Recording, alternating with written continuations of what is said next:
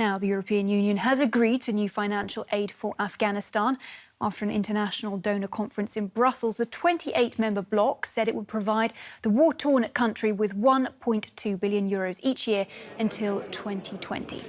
Now, this adds $2 billion in international aid over the past 15 years, but life has not improved for most Afghans. Poverty and unemployment are widespread. The government's battling the resurgent Taliban. Germany says further help will depend on the implementation of reforms.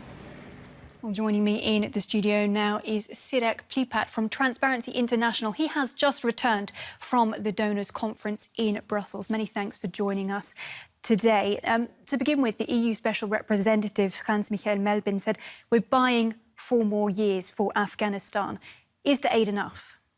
Not quite yet at the moment. I think there's a number of challenges that remain, and this amount of aid will just keep the country going. I think there needs to be a lot more to be done in terms of support to government to move the agenda on the reform forward. And we've seen that in the past 2 years, some of this reform has been relatively slow, and I think a lot more has to be done on those fronts. This level of money, will it help kickstart the economy in Afghanistan, or is it just enough to kind of keep it where it is? It is just enough to keep things going, even though the government has a number of initiatives, and I think this has been held back by a number of challenges that the country will remain. So we're not likely to see any major change in the coming few years, again, unless some of these major obstacles, including corruption, will be tackled systematically. How much money does corruption take from the aid budget in Afghanistan? We have estimated that $1 every $8 will be taken.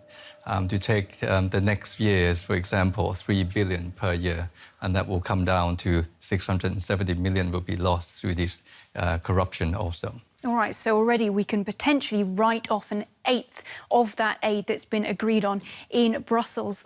Surely the National Unity Government needs to tackle this, is it? Absolutely. I think there's much more to be done. And the report that we've launched today is basically show exactly the gaps of where this has to be done.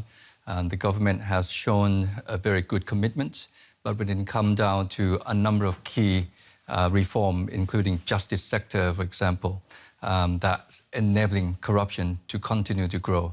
And Afghanistan has not improved its corruption scoring in the last 2 years, despite the very first very good effort. So I think that needs a lot of rethink, and a number of other players will need to come and really play their roles in this part.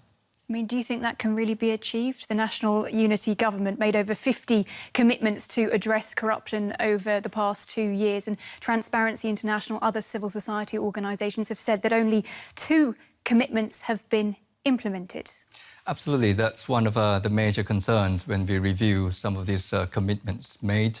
And again, as I mentioned, some of the main challenge has been on the justice sector, and that enabling impunity where the perpetrators of human rights, corruption, remain to walk free on the streets when the justice system doesn't work. We've seen incidents of judges can be appointed or influenced by politicians and basically will protect themselves in this process.